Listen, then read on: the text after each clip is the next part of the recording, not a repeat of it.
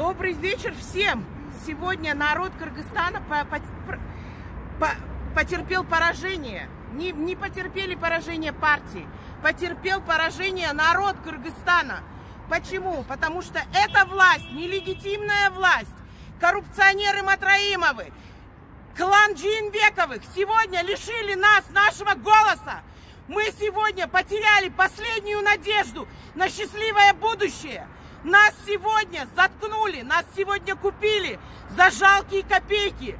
И мы с радостью продались, потому что мы нищие, потому что мы бедные. И я понимаю наш народ, но пользоваться тем, что народ страдает, что народ голодает, что народ нищенствует, это грех.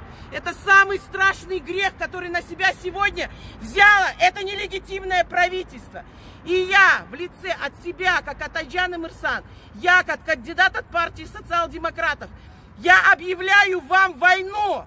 Вы либо нас уничтожите сегодня физически, либо мы будем стоять до конца, либо мы отвоюем право народа на голос, на свободу, на жизнь счастливую в этой стране. Если нет, то мы будем бороться, и мы объявляем о бессрочном митинге, который вы не сможете загасить, который вы не сможете заткнуть. И мы, как народ, будем бороться за свои права, за то, что нам дано природой и рождением, правом рождения. Мы народ, и мы говорим «нет» беспределу, который вы сегодня устроили. Спасибо!